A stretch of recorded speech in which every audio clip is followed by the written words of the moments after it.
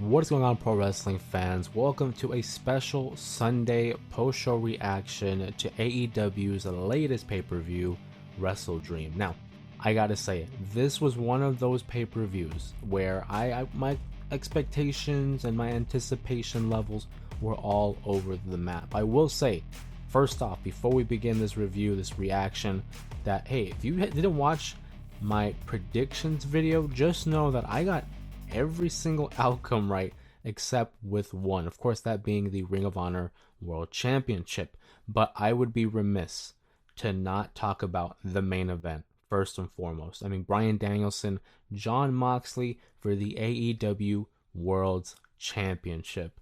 I think for me, this was one of the two matches that should be considered match of the night. The other, of course, being the triple threat match, the three-way for the International Championship.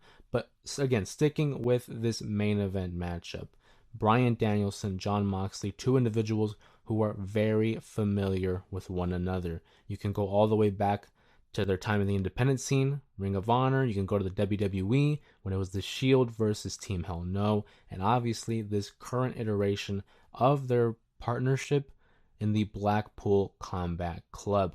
A lot of people were questioning as to why Jon Moxley had attacked Bryan Danielson at the conclusion of All Out, and with the horrific imagery of him placing a plastic bag suffocating Bryan Danielson until he would pass out, we saw a similar theme throughout the course of this matchup. Obviously, Jon Moxley comes out first, Bryan Danielson coming out to one of the greatest theme songs, I think, in the final countdown. And what I really enjoyed about this matchup is you can sense there was a great deal of animosity, a great deal of hatred between the two.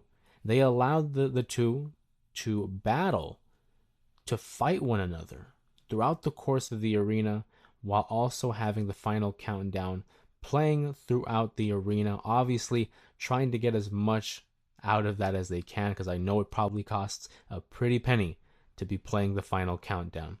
But the ongoing theme throughout the course of this matchup, of course, was Bryan Danielson, his resiliency, but also Jon Moxley and his fixation on suffocating, on choking out the life, the career of Bryan Danielson. We saw multiple instances where he would get TV cables, he would use his bare hands. Marina Shafir, who accompanies Moxley to the ring for every match, she would get involved on several occasions. Again, fixating on choking out Bryan Danielson. We had several spots that were really landmark and key moments in this matchup. Of course, there was the table spot. There was when they removed the padding from ringside. He would deliver a Death Rider to Bryan Danielson. We saw a lot of instances where Moxley and Bryan Danielson were giving one another their best shot. Until finally, towards the end, where the official, Bryce Rensburg, would catch Marina Shafir in the act, throw her out of the matchup, and now it's down to a one-on-one contest. Bryan hitting knee after knee after knee, and Moxley would not go down. There was a moment towards the end, and I always look to the finish, these endings of a huge matchup, certainly a matchup that had a big fight feel to it as well.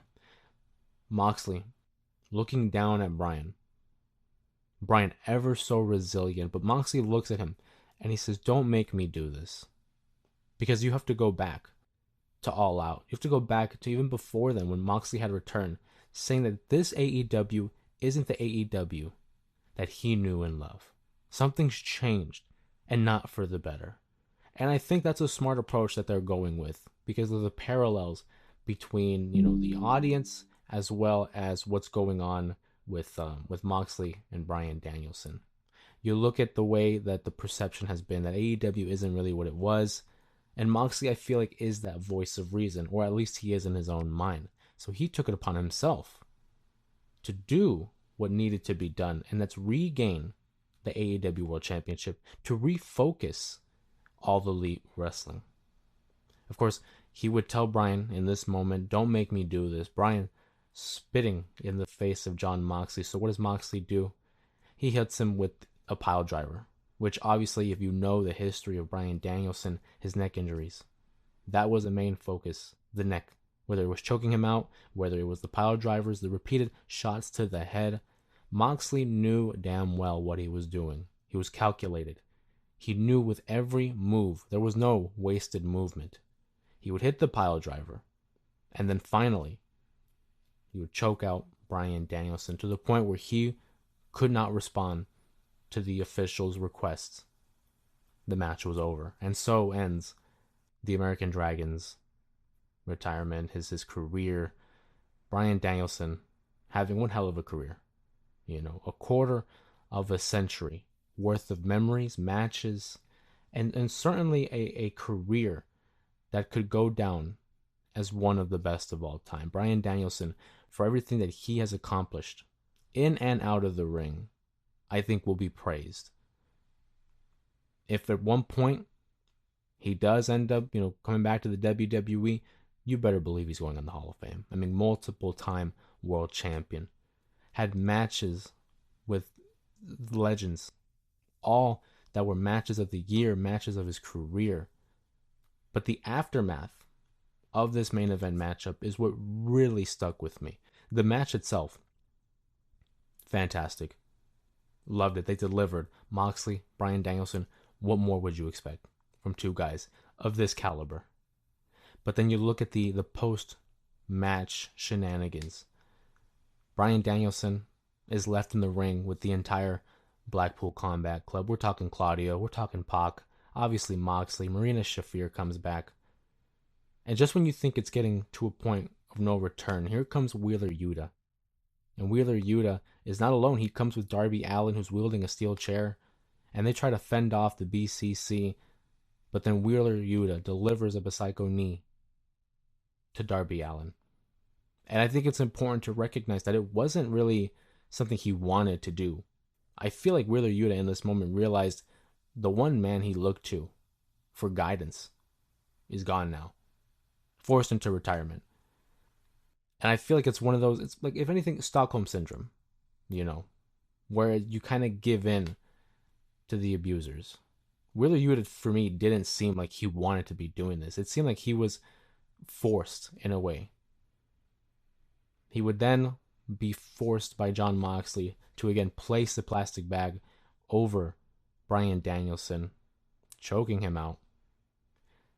And they would they would tape the hands of Darby Allin to the ring, forcing him to watch. And keep in mind, this is WrestleDream. We go back a couple months, I said that Bryan Danielson, if he doesn't lose at All In, he's probably going to lose at WrestleDream. It's in Washington. It's his home state. He's probably going to have to put over someone new. Who's the next guy up that's a Washington guy? Darby Allin. Darby Allin lost that championship opportunity to Jon Moxley. So there's already animosity there between the two, Moxley and Darby Allin. I think Darby Allin more likely will be the next challenger for Jon Moxley. Now, whether that results in a title win for Allin or not, we'll have to wait and see. But I do think that he could be the one to defeat Jon Moxley. And again, like I alluded to in the prediction video, then we have Christian Cage, who has that championship opportunity whenever he wants. So how is that going to fix? How is that going to work, right? The BCC would continue to attack Bryan and Darby Allin, and then the whole locker room, just basically comes out. You have guys like Orange Cassidy, Mark Briscoe, Jeff Jarrett, Private Party, Hook, Daniel Garcia, a whole list of the top baby faces come out and prevent any further damage. And the lasting visual also is where Claudio, who has like a bag, and they take the AEW World Championship, they place it in the bag, and as they're running away into the back, like a bank heist, they basically have the AEW World Championship as a hostage, and I appreciate this approach to it. It's something different, and also when you have all these baby faces come out defending Bryan, that puts over Bryan, one, as a good guy, as a baby face, as a legend. But also, it's in typical Bryan fashion, and I talked about this again in the prediction video, where I wouldn't be surprised if he lost here, retires here, because no one really called it. In the sense of the rivalry with Moxley, I think a lot of people were assuming he would defeat Moxley because of the build. We only got what, maybe a month's build, so I feel like he could have won here and then lost again, maybe at Full Gear instead. But in typical Bryan fashion, he's gonna put over the next talent. He put over Jon Moxley. He put over the BCC big time. Like, those guys look like serious threats to the AEW locker room. I don't see Moxley losing this title, fairly soon. Maybe be around Revolution, around that time. But I could see them have a stranglehold on this roster for a while. We obviously know the trios champions are still intact. The World Championship obviously is there as well.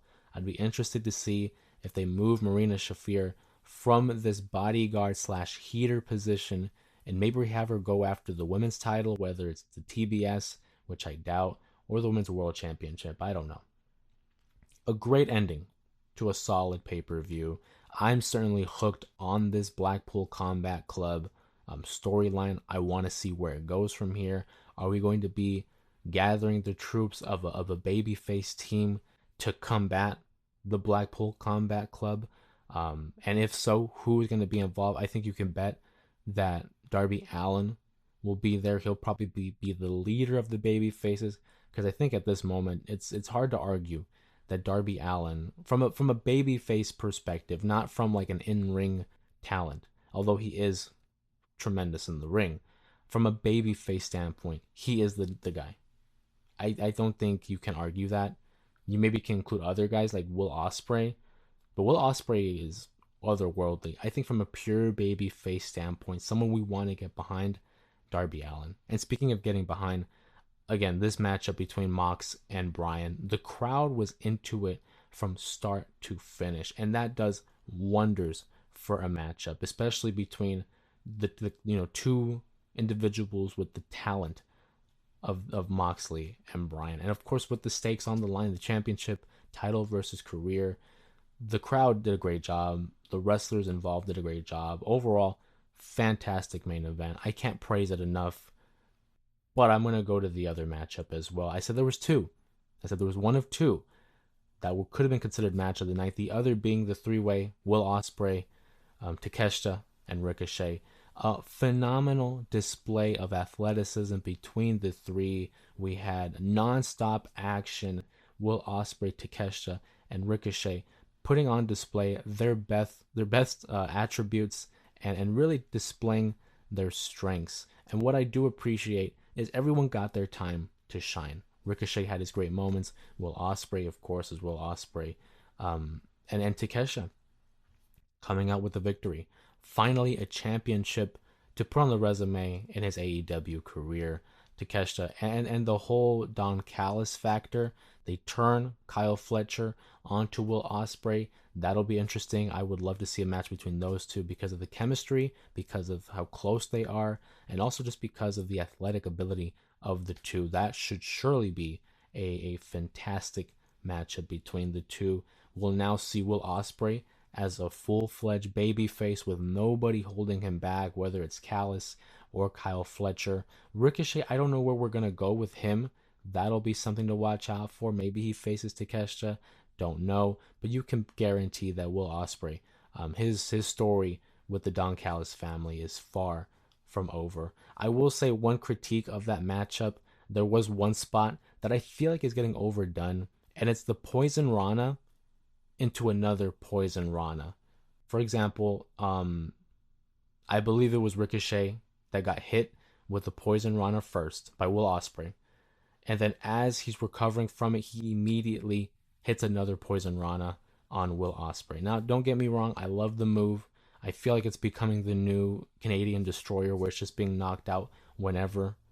But I feel like we just saw that maneuver in the hologram matchup against Commander. I feel like that's a spot that I think is overdone, quite frankly.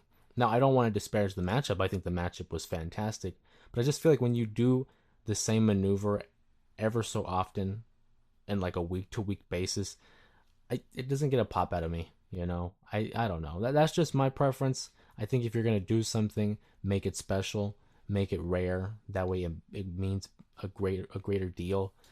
For example, the one counts when they have a pinfall, one and they kick out.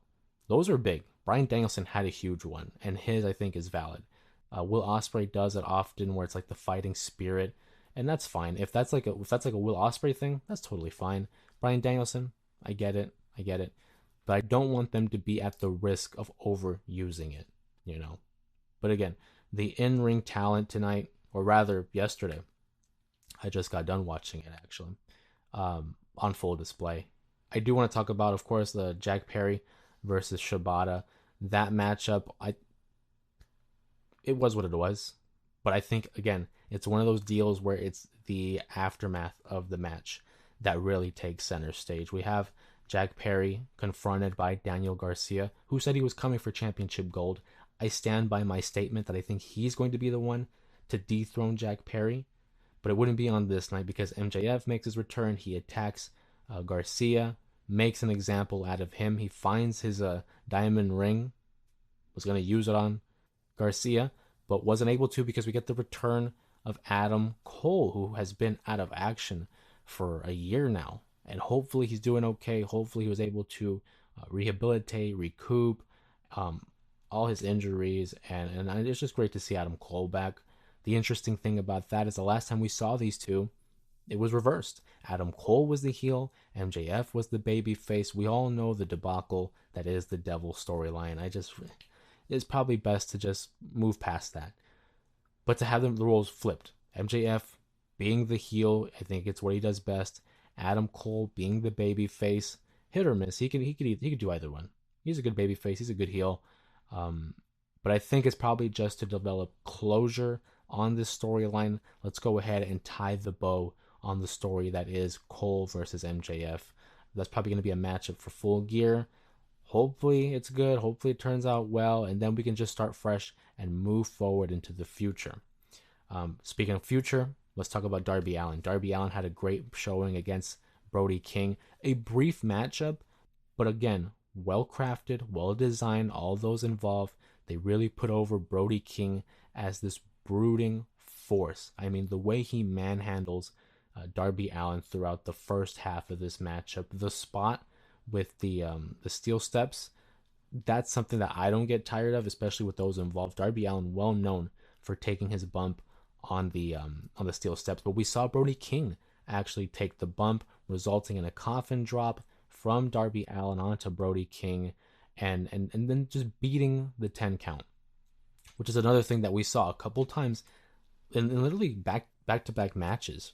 Brody King answers at the count of 9.5, enters the ring before the official is able to hit 10. We get another coffin drop by Darby Allin. He wins the matchup. Again, great showing. Darby Allin slowly but surely climbing up the ranks. He's going to be a future world champion.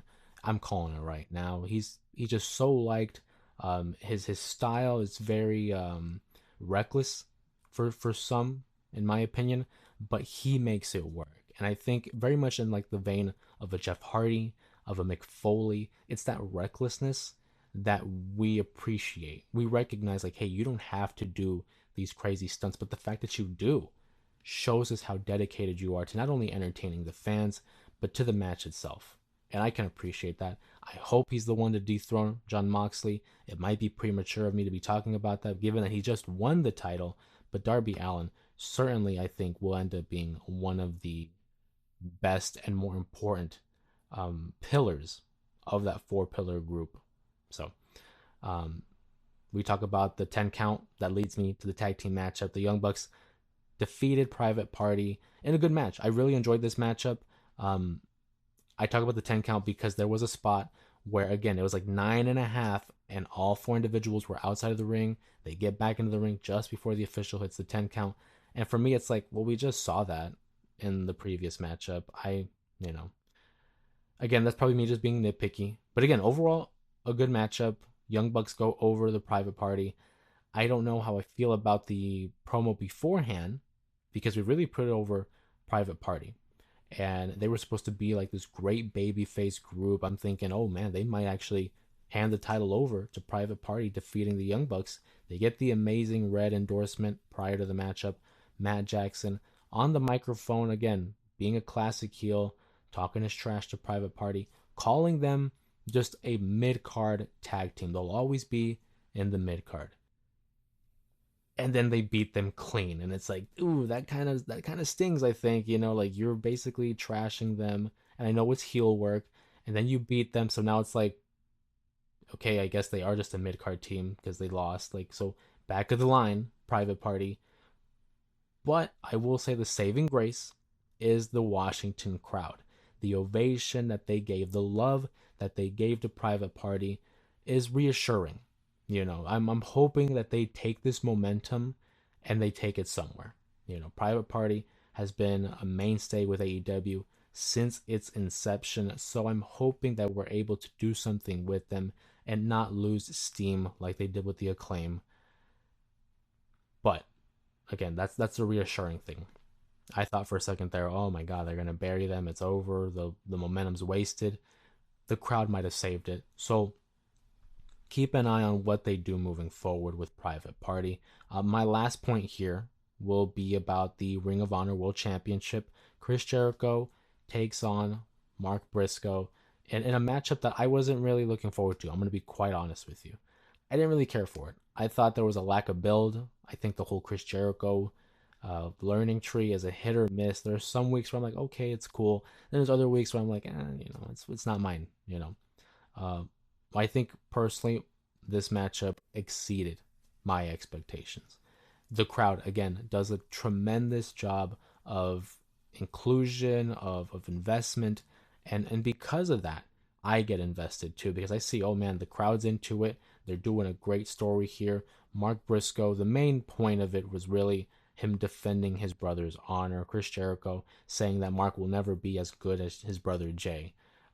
Clearly on this night he was better than Chris Jericho because he would get the win, and that's what it's all about. I think is obviously with these videos, with the online community, we can have our opinions in regards to the matchup, but eventually the bell has to ring, and when the bell rings, we sit down, we shut up, we watch the matchup, and I can say that I was pleasantly surprised and proven wrong. The matchup between Jericho and Briscoe, I actually thoroughly enjoyed, as I did WrestleDream. I'm hoping you guys also enjoyed it. But if you enjoyed this little Sunday pro show reaction to AEW WrestleDream, please give the video a like, comment down below some of your favorite moments from the pay-per-view, and don't forget to subscribe to the YouTube channel to keep up to date with all the pro wrestling content that is here on YouTube. Of course, my name's Jose Ramos Jr., and I'll see you next time.